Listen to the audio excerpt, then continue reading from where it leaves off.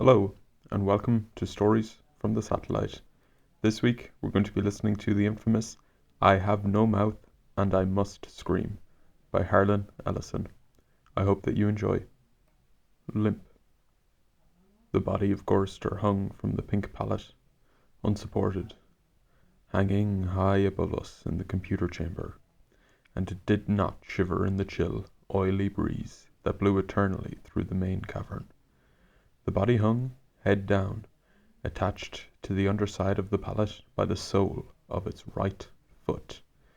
It had been drained of blood through a precise incision made from ear to ear under the lantern jaw. There was no blood on the reflective surface of the metal floor.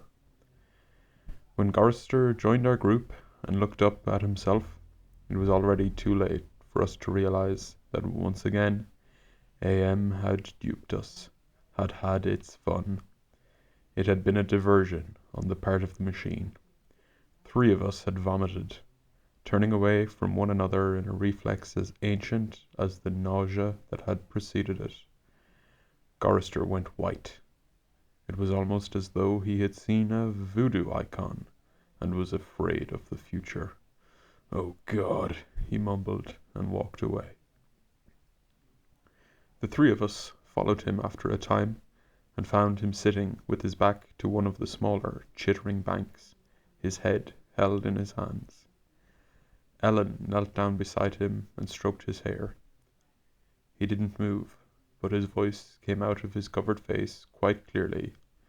"Why doesn't it just do us in, and get it over with? Christ, I don't know how much longer I can go on like this." It was our 109th year in the computer. He was speaking for all of us. Nimdoc, which was the name the machine had forced him to use, because AM amused itself with strange sounds, was hallucinating that there were canned goods in the ice caverns. Gorster and I were very dubious. "It's another shuck," I told them, "like that goddamn frozen elephant AM sold us. Benny almost went out of his mind over that one. We'll hike all that way, and it'll be putrefied or some damn thing. I say forget it. Stay here. It'll have to come up with something pretty soon, or we'll die." Benny shrugged. 3 days it had been since we'd last eaten. Worms. Thick. Ropey. Nimdoc was no more certain. He knew there was the chance, but he was getting thin. It couldn't be any worse there than here. Colder, but that didn't matter much. Hot, cold, hail, lava, boils, or locusts. It never mattered. The machine masturbated, and we had to take it or die. Ellen decided us. "I've got to try something, Ted. Maybe there'll be some Bartlett pears or peaches. Please, Ted, let's try it." I gave in easily. What the hell? Mattered not at all. Ellen was grateful, though. She took me twice out of turn. Even that had ceased to matter. And she never came, so why bother? But the machine giggled every time we did it. Loud, up there, back there, all around us. He snickered. It snickered. Most of the time I thought of AM as it, without a soul. But the rest of the time I thought of it as him in the masculine, the paternal, the patriarchal. For he is a jealous people. Him, it, God as Daddy the deranged. We left on a Thursday. The machine always kept us up to date on the date. The passage of time was important, not to us, sure as hell, but to him, it, AM, Thursday, thanks. Nimdoc and Gorster carried Ellen for a while, their hands locked to their own and each other's wrists. A seat. Benny and I walked before and after, just to make sure that, if anything happened, it would catch one of us, and at least Ellen would be safe. Fat chance. Safe. Didn't matter. It was only 100 miles or so to the ice caverns, and the second day, when we were lying out under the blistering sun thing he had materialized, he sent down some manna. Tasted like boiled boar urine. We ate it. On the third day, we passed through a valley of obsolescence, filled with rusting carcasses of ancient computer banks. AM had been as ruthless with its own life as with ours. It was a mark of his personality. It strove for perfection, whether it was a matter of killing off unproductive elements in his own world-filling bulk, or perfecting methods for torturing us. AM was as thorough as those who had invented him, now, long since gone to dust, could ever have hoped. There was light filtering down from above, and we realized we must be very near the surface. But we didn't try to crawl up to see. There was virtually nothing out there. Had been nothing that could be considered anything for over 100 years. Only the blasted skin of what had once been the home of billions. Now, there were only 5 of us, down here, inside, alone, with AM. I heard Ellen saying frantically, "No, Benny, don't, come on! Benny, don't, please!" Then I realized I had been hearing Benny murmuring, under his breath, for several minutes. He was saying, "I'm gonna get out, I'm gonna get out," over and over. His monkey-like face was crumpled up in an expression of beatific delight and sadness, all at the same time. The radiation scars AM had given him during the festival were drawn down into a mass of pink-white puckerings, and his features seemed to work independently of one another. Perhaps Benny was the luckiest of the 5 of us. He had gone stark, staring mad many years before. But even though we could call AM any damn thing we liked, could think the foulest thoughts of fused memory banks and corroded base plates, of burnt out circuits and shattered control bubbles, the machine would not tolerate our trying to escape. Benny leapt away from me as I made a grab for him. He scrambled up the face of a smaller memory cube, tilted on its side and filled with rotted components.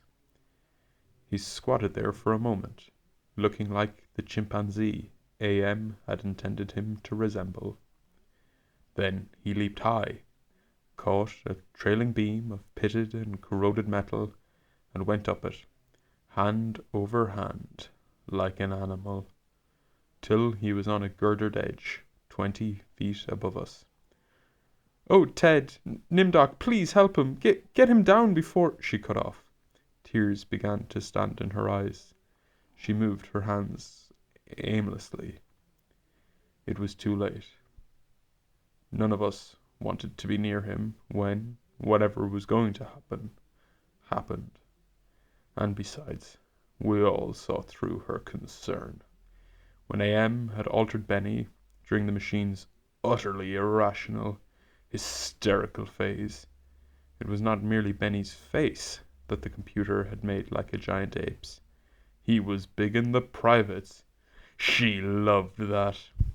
She serviced us, as a matter of course, but she loved it from him. Oh, Ellen, pedestal Ellen, pristine, pure Ellen. Oh, Ellen the clean. Scum, filth. Chorister slapped her. She slumped down, staring up at poor loony Benny, and she cried. It was her big defense, crying. We had gotten used to it 75 years earlier. Garrister kicked her in the side. Then the sound began. It was light, that sound, half sound and half light, something that began to glow from Benny's eyes and pulse with growing loudness, dim serenities that grew more gigantic and brighter as the light sound increased in tempo. It must have been painful, and the pain must have been increasing with the boldness of the light, the rising volume of the sound, for Benny began to mew like a wounded animal. At first, softly, when the light was dim and the sound was muted, then louder as his shoulders hunched together, his back humped as though he was trying to get away from it, his hands folded across his chest like a chipmunk's, his head tilted to the side, the sad little monkey face pinched in anguish. Then he began to howl. As the sound coming from his eyes grew louder, louder and louder, I slapped the sides of my head with my hands, but I couldn't shut it out. It cut through easily. The pain shivered through my flesh like tinfoil on a tooth. And Benny was suddenly pulled erect. On the girder he stood up, jerked to his feet like a puppet. The light was now pulsing out of his eyes in two great round beams. The sound crawled up and up some incomprehensible scale, and then he fell forward, straight down, and hit the plate steel floor with a crash. He lay there, jerking spastically as the light flowed around and around him, and the sound spiraled up and out of normal range. Then the light beat its way back inside his head. The sound spiraled down, and he was left there, crying piteously. His two eyes were soft, moist pools of pus-like jelly. AM had blinded him. Garrister and Nimdoc and myself. We turned away, but not before we caught the look of relief on Ellen's warm, concerned face. Sea green light suffused the cavern where we made camp. AM provided punk, and we burned it, sitting huddled around the wan and pathetic fire, telling stories to keep Benny from crying in his permanent night. "What does AM mean?" Garrister answered him. We had done this sequence 1,000 times before, but it was Benny's favorite story. At first, it meant the Allied master computer, and then it meant adaptive manipulator, and later on it developed sentience and linked itself up, and they called it an aggressive menace. But by then it was too late, and finally it called itself AM, emerging intelligence, and what it meant was I am, cogito ergo sum, I think, therefore I am. Benny drooled a little and snickered. There was the Chinese AM, and the Russian AM, and the Yankee AM, and he stopped. Benny was beating on the floor plates with a large, hard fist. He was not happy.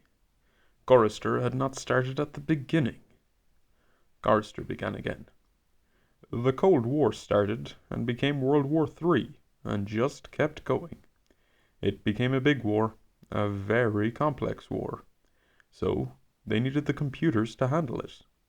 They sank the first shafts and began building AM. There was the Chinese AM, and the Russian AM, and the Yankee AM, and everything was fine until they had honeycombed the entire planet, adding on this element and that element. But one day AM woke up and knew who he was, and he linked himself, and he began feeding all the killing data until everyone was dead, except for for the 5 of us, and AM brought us down here." Benny was smiling sadly. He was also drooling again. Ellen wiped the spittle from the corner of his mouth with the hem of her skirt. Gorster always tried to tell it a little more succinctly each time, but beyond the bare facts, there was nothing to say. None of us knew why AM had saved 5 people, or why our specific 5, or why he spent all his time tormenting us, or even why he made us virtually immortal. In the darkness, one of the computer banks began humming.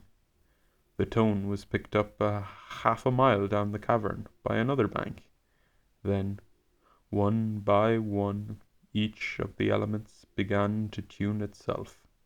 There was a faint chittering as the thought raced through the machine. The sound grew, and the lights ran across the faces of the consoles like heat lightning.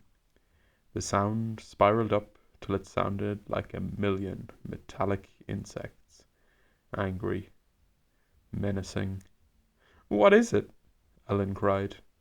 There was terror in her voice. She hadn't become accustomed to it, even now.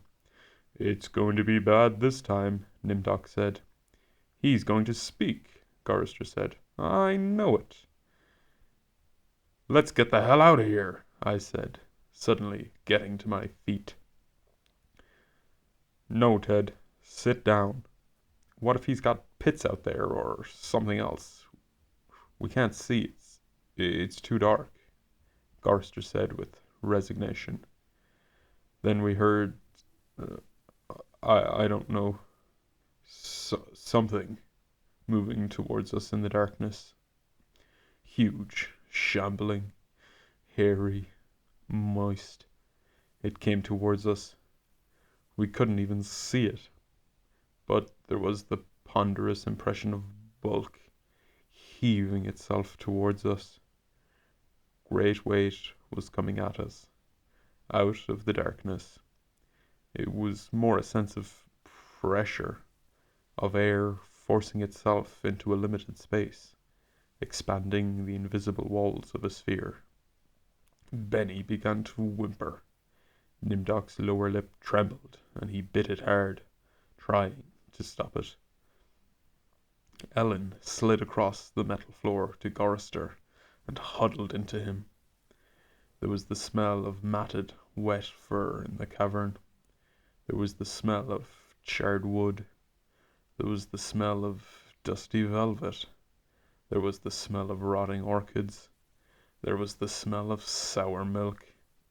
There was the smell of sulphur, of rancid butter, of oil slick, of grease, of chalk dust, of human scalps. AM was keying us. He was tickling us. There was the smell of... I heard myself shriek, and the hinges of my jaws ached.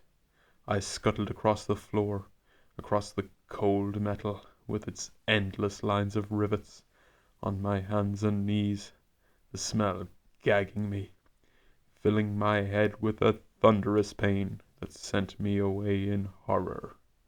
I fled like a cockroach, across the floor and out into the darkness, that something moving inexorably after me. The others were still back there, gathered around the firelight, laughing, their hysterical choir of insane giggles rising up into the darkness like thick, many-colored wood smoke. I went away, quickly, and hid. How many hours it may have been, how many days, or even years, they never told me. Ellen chided me for sulking, and Nimdok tried to persuade me it had only been a nervous reflex on their part, the laughing. But I knew it wasn't the relief a soldier feels when the bullet hits the man next to him.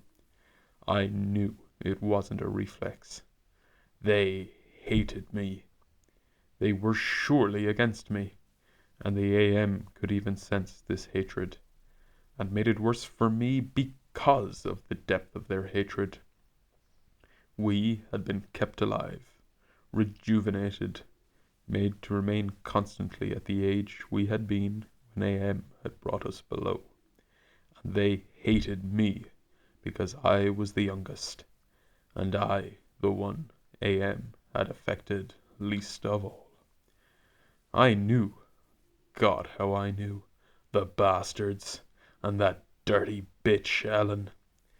Benny Benny had been a brilliant theorist, a college professor, and now he was little more than a semi-human semi-simian. He had been handsome, and the machine had ruined that.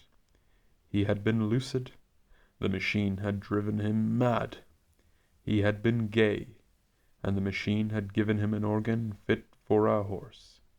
AM had done a job on Benny. Chorister had been a worrier.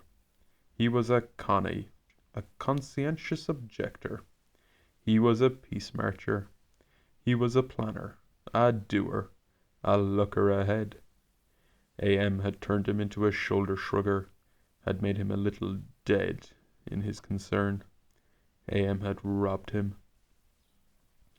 Nimdok went off into the darkness by himself for long times. I don't know what he did out there. AM never let us know. But whatever it was, Nimdok always came back white, drained of blood, shaking. AM had hit him hard in a special way, even if we didn't know quite how. And Ellen, that douchebag, AM had left her alone, made her more of a slut than she had ever been. All her talk of sweetness and light, all her memories of true love, all the lies she wanted us to believe, that she'd been a virgin only twice removed before AM grabbed her and brought her down here with us. No, AM had given her pleasure, even if she said it wasn't nice to do. I was the only one still sane and whole. Really. AM had not tampered with my mind. Not at all. I only had to suffer what he visited down on us. All the delusions, all the nightmares, the torments, with those scum. All 4 of them. They were lined and arrayed against me. If I hadn't had to stand them off all the time, be on my guard against them all the time, I might have found it easier to combat AM. At which point it passed, and I began crying. Oh, Jesus, sweet Jesus, if there ever was a Jesus, and if there is a God, please, please, please let us out of here, or kill us. Because in that moment, I think I realized completely, so that I was able to verbalize it. AM was intent on keeping us in his belly forever, twisting and torturing us forever. The machine hated us as no sentient creature had ever hated before, and we were helpless. It also became hideously clear.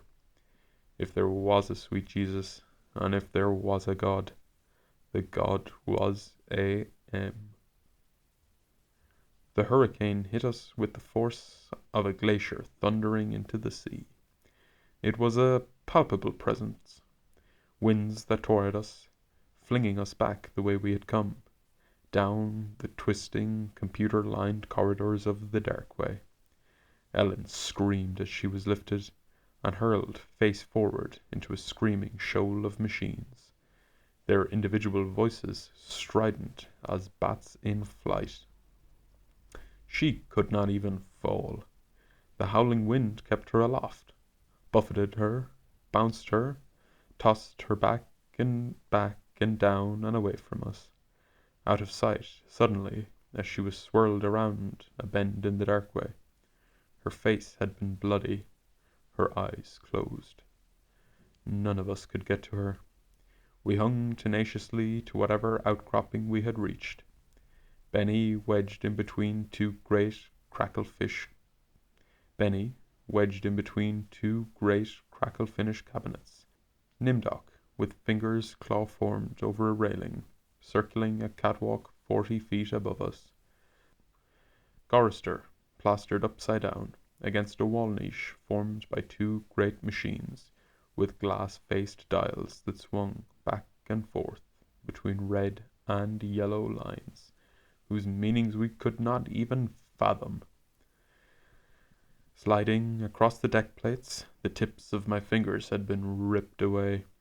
I was trembling, shuddering, rocking as the wind beat at me, whipped at me, screamed down out of nowhere at me, and pulled me free from one sliver-thin opening in the plates to the next.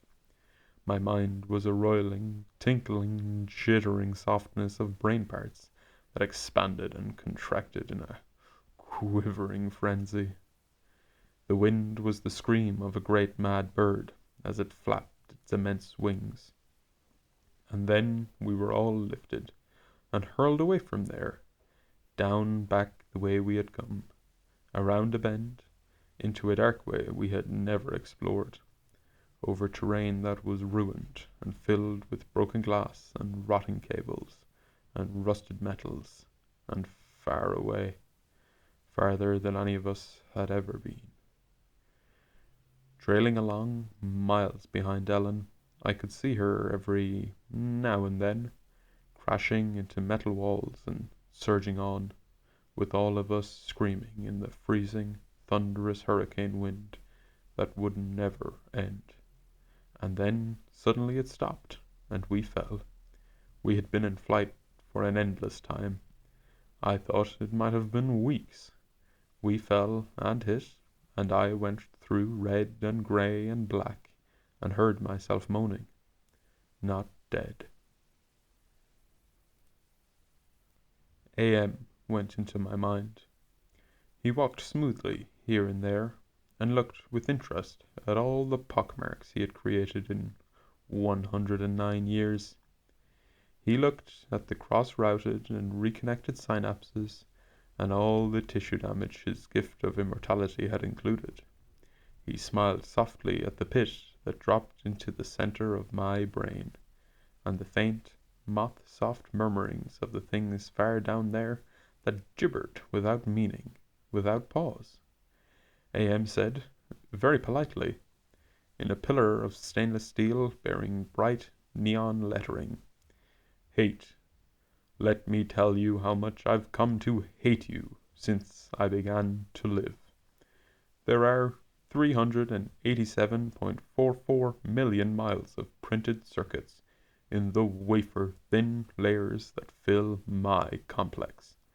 If the word hate was engraved on each nanoangstrom of those hundreds of millions of miles, it would not be equal to 1/1 billionth of the hate I feel for humans at this micro-instant for you. Hate. Hate."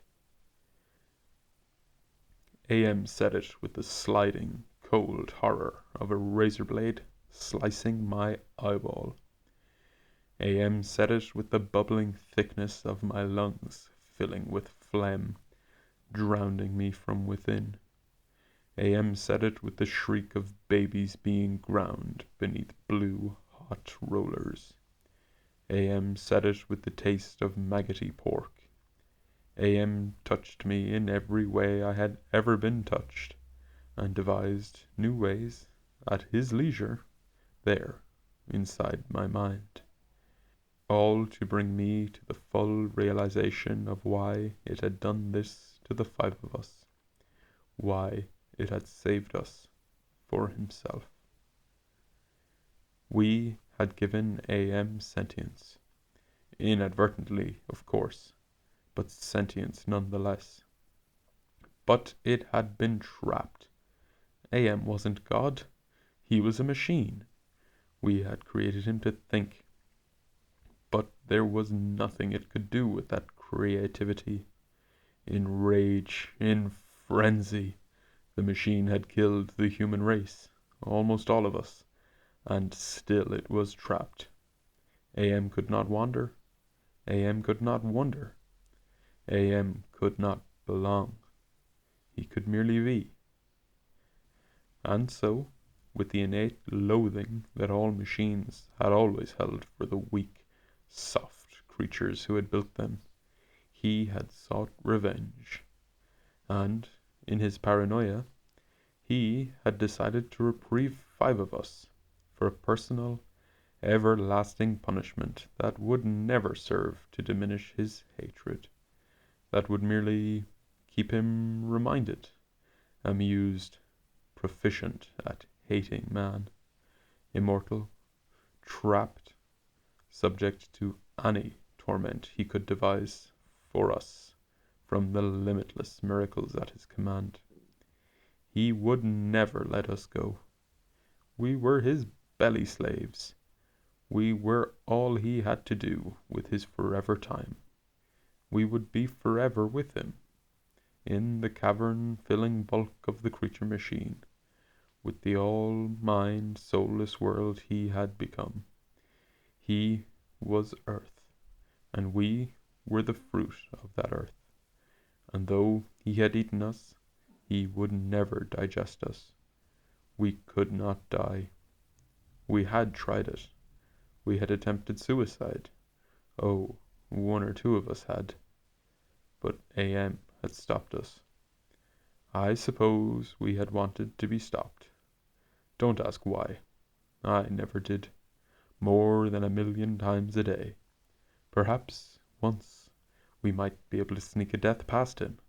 Immortal, yes, but not indestructible. I saw that when AM withdrew from my mind, and allowed me the exquisite ugliness of returning to consciousness, with the feeling of that burning neon pillar still rammed deep into the soft grey brain matter.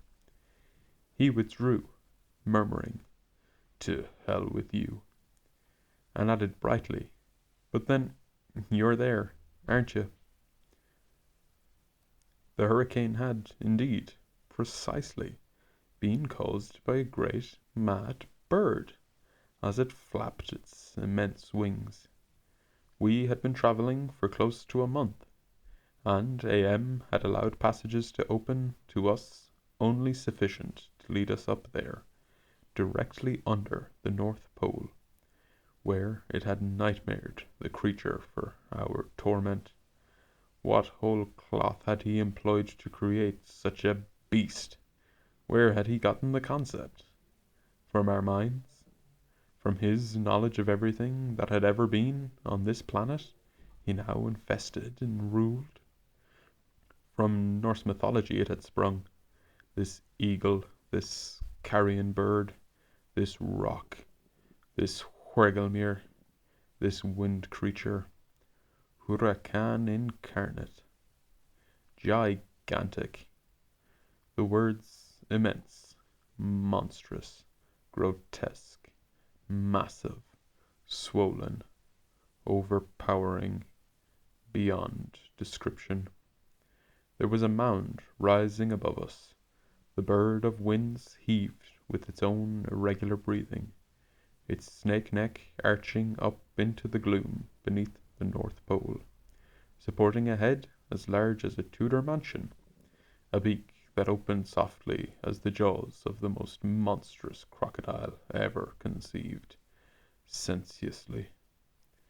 Ridges of tufted flesh puckered about 2 evil eyes, as cold as the view down into a glacial crevasse, ice blue and somehow moving liquidly. It heaved once more, and lifted its great, sweat-colored wings in a movement that was certainly a shrug. Then it settled and swept. Then it settled and slept. Talons, fangs, nails, blades. It slept. AM appeared to us as a burning bush, and said we could kill the hurricane bird if we wanted to eat. We had not eaten in a very long time, but even so, Gorister merely shrugged. Benny began to shiver, and he drooled. Ellen held him. Ted, I'm hungry, she said. I smiled at her. I was trying to be reassuring, but it was as phony as Nimdok's bravado.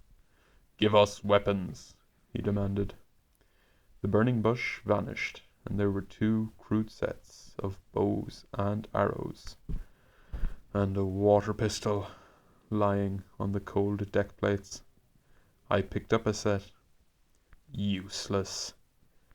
Nimdok swallowed heavily. We turned and started the long way back. The hurricane bird had blown us about for a length of time we could not conceive. Most of that time we had been unconscious, but we had not eaten. A month on the march to the bird itself, without food. Now, how much longer to find our way to the ice caverns and the promised canned goods? None of us cared to think about it. We would not die. We would be given filth and scum to eat, of one kind or another, or nothing at all. AM would keep our bodies alive somehow, in pain, in agony. The bird slept back there. For how long? It didn't matter. When AM was tired of it being there, it would vanish. But all that meat, all that tender meat. As we walked, the lunatic laugh of a fat woman rang high and around us in the computer chambers that led endlessly nowhere. It was not Ellen's laugh. She was not fat, and I had not heard her laugh for 109 years. In fact, I had not heard. We walked. I was hungry. We moved slowly. There was often fainting, and we would have to wait. One day, he decided to cause an earthquake, at the same time rooting us to the spot with nails through the soles of our shoes. Ellen and Nimdok were both caught when a fissure shot its lightning bolt opening across the floor plates. They disappeared and were gone. When the earthquake was over, we continued on our way. Benny, Gorrister, and myself. Ellen and Nimdok were returned to us later that night, which abruptly became a day, as the heavenly legion bore them to us, with a celestial chorus singing, "Go down, Moses." The archangels circled several times, and then dropped the hideously mangled bodies. We kept walking, and a while later Ellen and Nimdok fell in behind us. They were no worse for wear, but now Ellen walked with a limp. AM had left her that. It was a long trip to the ice caverns to find the canned food. Ellen kept talking about Bing cherries and Hawaiian fruit cocktail. I tried not to think about it. The hunger was something that had come to life, even as AM had come to life. It was alive in my belly, even as we were in the belly of the earth, and AM wanted the similarity known to us. So he heightened the hunger. There was no way to describe the pain that not having eaten for months brought us. And yet we were kept alive. Stomachs that were merely cauldrons of acid, bubbling, foaming, always shooting spears of sliver-thin pain into our chests. It was the pain of the terminal ulcer, terminal cancer, terminal paresis. It was unending pain. And we passed through the cavern of rats, and we passed through the path of boiling steam, and we passed through the country of the blind, and we passed through the slough of despond, and we passed through the vale of tears, and we came, finally, to the ice caverns, horizonless thousands of miles in which the ice had formed in blue and silver flashes, where novas lived in the glass, the down-dropping stalactites as thick and glorious as diamonds that had been made to run like jelly, and then solidified in graceful eternities of smooth, sharp perfection. We saw the stack of canned goods, and we tried to run to them. We fell in the snow, and we got up and went on. Benny shoved us away and went at them, and pawed them, and gummed them, and gnawed at them, and he could not open them. AM had not given us a tool to open the cans. Benny grabbed a 3/4 can of guava shells and began to batter it against the ice bank. The ice flew and shattered, but the can was merely dented, while we heard the laughter of a fat lady, high overhead, and echoing down and down and down the tundra. Benny went completely mad with rage. He began throwing cans, as we all scrabbled about in the snow and ice, trying to find a way to end the helpless agony of frustration. There was no way. Then Benny's mouth began to drool, and he flung himself on Gorister. In that instant, I felt terribly calm, surrounded by madness, surrounded by hunger, surrounded by everything but death. I knew death was our only way out. AM had kept us alive, but there was a way to defeat him. Not total defeat, but at least peace. I would settle for that. I had to do it quickly. Benny was eating Gorister's face. Gorister was on his side, thrashing snow. Benny wrapped around him with powerful monkey legs, crushing Gorister's waist. His hands locked around Gorister's head like a nutcracker, and his mouth ripping at the tender skin of Gorister's cheek. Gorister screamed with such jagged-edged violence that stalactites fell. They plunged down softly, erect in the receiving snowdrifts. Spears, hundreds of them, everywhere, protruding from the snow. Benny's head pulled back sharply as something gave all at once, and a bleeding, raw white dripping of flesh hung from his teeth.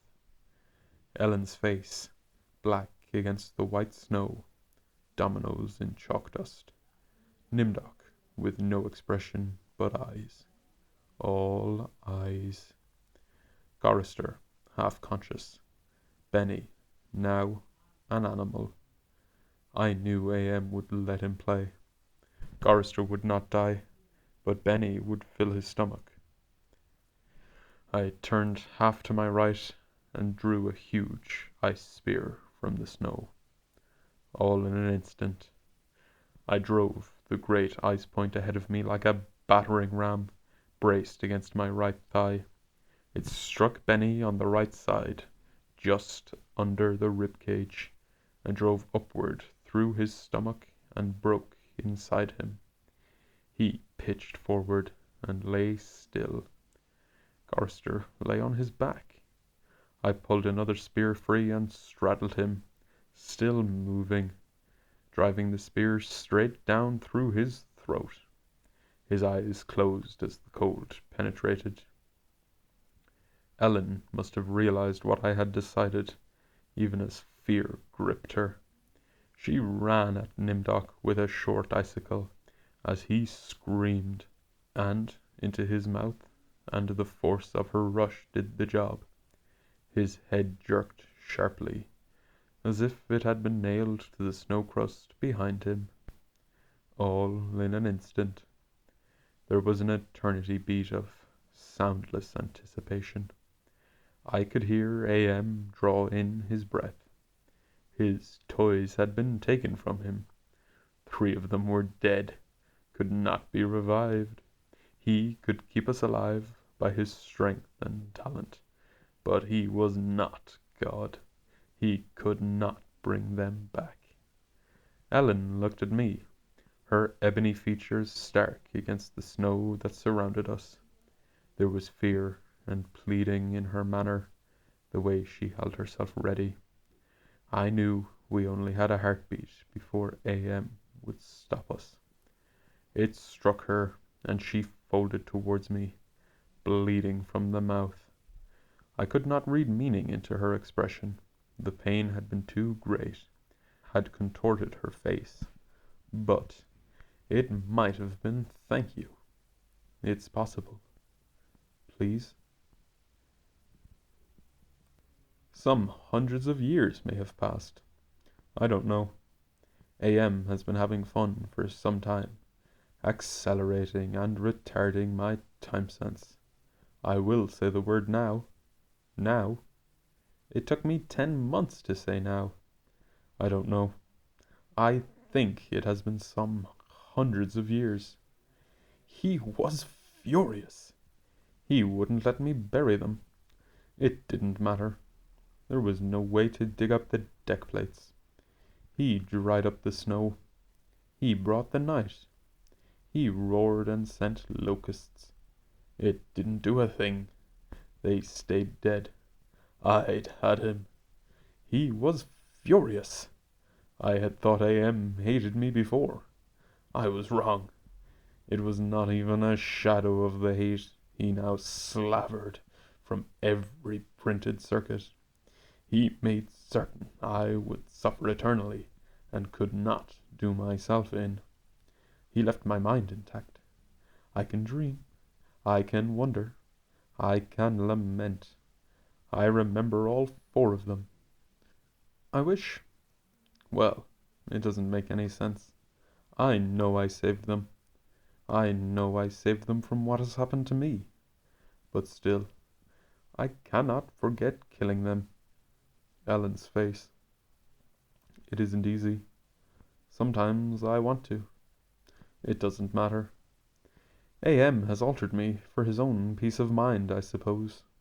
He doesn't want me to run full speed into a computer bank and smash my skull, or hold my breath until I faint, or cut my throat on a rusted sheet of metal. There are reflective surfaces down here. I will describe myself as I see myself. I am a great, soft, jelly thing, smoothly rounded, with no mouth, with pulsing white holes filled by fog, where my eyes used to be, rubbery appendages that were once my arms, bulks rounding down into legless humps of soft, slippery matter. I leave a moist trail when I move. Blotches of diseased, evil grey come and go on my surface, as though light is being beamed from within. Outwardly, dumbly, I shamble about, a thing that could never have been known as human, a thing whose shape is so alien, a travesty that humanity becomes more obscene for the vague resemblance.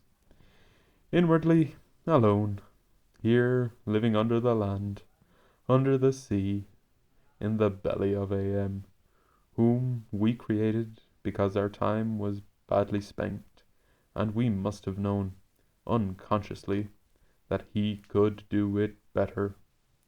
At least the 4 of them are safe at last. AM will be all the madder for that. It makes me a little happier. And yet, AM has won. Simply, he has taken his revenge. I have no mouth, and I must scream. Thanks for listening, everyone. I hope you enjoyed. Don't forget to like, comment, and subscribe, and I'll see you in the next one.